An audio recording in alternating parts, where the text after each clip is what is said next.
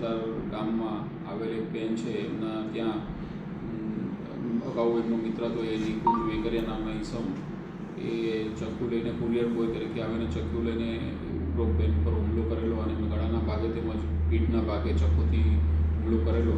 આ બાબતે આજીડેમ પોલીસ સ્ટેશનમાં ખૂનની કોશિશનો ગુનો દાખલ કરેલો છે અને આગળની તપાસ પીઆઈ આજીડેમ બીજી જાડેજા કરી રહ્યા છે અને આ બનાવની હકીકત એવી છે કે ઈજા પામનાર છે એમને સામેવાળા આરોપી સાથે અગાઉ મિત્રતા હોય અને સામેવાળા આરોપી છે એ પોતે પરિણીત હોય, જ્યારે ઈજા પામનાર ભોગ બનનાર બહેન છે એ અપરિણીત હોય તેમની પર દબાણ કરતા હતા કે તું મારી સાથે લગ્ન કરી લે, પરંતુ આ કામના ભોગ બનનારને એમની ઈચ્છા ન હોય કારણ કે તે પરિણીત હોવા છતાં છૂટાછેડા ન લેવા હોય છતાં પણ રાખતા હોય અને તે તેની ઇનકાર કર્યો અને તે બાબતે ધ્યાન રાખ્યું અને આ સામેવાળા આરોપી છે કરે એને હુમલો કરેલો.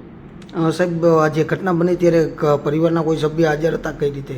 પરિવારના કોઈ સભ્યો હાજર નહોતા. બનાવ બન્યો ત્યારે બેન એકલા હતા અને જમતા હતા અને આ દરમિયાન કોઈ એમના ઘરના ઈસમો હાજર નહોતા. સાહેબ, અત્યારે બંનેની કન્ડિશન કેવી છે હાલ? તો બંને